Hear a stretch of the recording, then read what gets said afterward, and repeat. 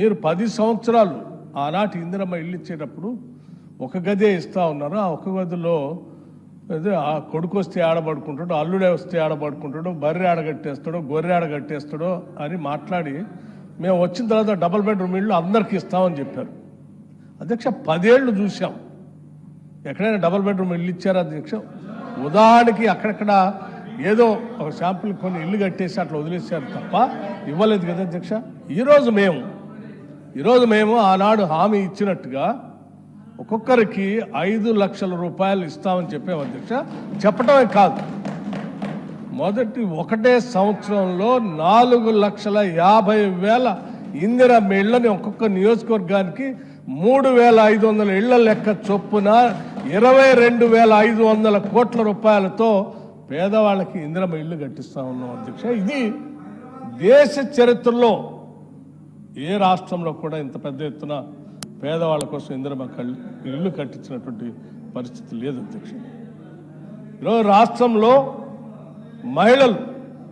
మహిళలందరినీ కూడా మనం ఇప్పుడు వారు బమ్మెర పోతన గారి గురించి ఉదాహరించారు. ఆనాటి నుంచి కూడా ఈ రాష్ట్రంలో దేశంలో మహిళల్ని మహాలక్ష్మిలాగా గౌరవించుకుంటాం అధ్యక్ష. మా ప్రభుత్వం రాగానే రాష్ట్రంలో ఉన్న మహిళల్ని మహాలక్ష్మిలాగా గౌరవిస్తాం.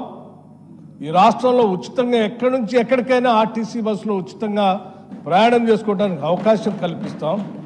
ఎక్కిన ఏ మహిళ కూడా టికెట్ గురించి డబ్బులు అడిగే పరిస్థితి లేకుండా చేస్తామని చెప్పాము అధ్యక్ష. ఈరోజు రాష్ట్ర వ్యాప్తంగా మేము ఇక్కడ శాసనసభ్యులుగా ప్రమాణ స్వీకారం చేసినటువంటి గంటలోపులోనే ఒకవేళ మేము బయటికి పోతే ఆలస్యం అవుతుందేమో అని చెప్పి బస్సులను ఇదే శాసనసభ ప్రాంగణంలో తీసుకొని వచ్చి అరగంటలో రాష్ట్ర వ్యాప్తంగా మహిళలకు ఉచితంగా ఆర్టీసీ బస్సులో ప్రయాణం చేయడం కోసం వెసులుబాటు కలిగించడం కాకుండా అధ్యక్ష, ప్రతి నెల ఈ రాష్ట్రంలో మహిళలు తిరిగేటువంటి బస్సులు సంబంధించిన టికెట్లకి లెక్కగట్టి డబ్బులు ఆర్టీసీకి చెల్లిస్తా ఉన్నాం అధ్యక్ష.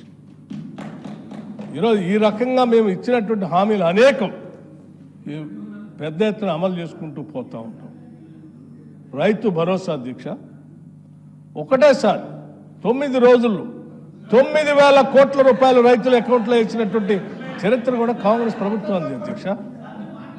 ఇవాళ కూడా రైతు భరోసా మేము వేస్తా ఉన్నాం. రైతు భరోసా కాదు, అదే కాకుండా ఇంకా సన్న ఒడ్లు పండించినటువంటి రైతులకి 500 రూపాయల బోనస్ ఇస్తామని చెప్పి ఇవాళ రైతుల శ్రమని గుర్తించి పెద్ద ఎత్తున వాళ్ళు ధాన్యం తీసుకొని వస్తే 500 రూపాయల లెక్కగట్టి వాళ్ళకి క్వింటాకి 500 రూపాయల లెక్క వాళ్ళ అకౌంట్లో వేస్తా ఉన్నాం అధ్యక్ష.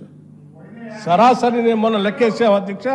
ఒక్కొక్క ఎకరాన్ని రైతు పండిస్తే ధాన్యం పేరు మీద రైతు భరోసా కాకుండా రైతు భరోసా 12,000 లెక్కన ఎకరాకి 12,000 లెక్కన ఇచ్చేటువంటి డబ్బులు కాకుండా బోనస్ పేరు మీద మేము లెక్క కట్టేస్తా ఉంటే ఒక్కొక్క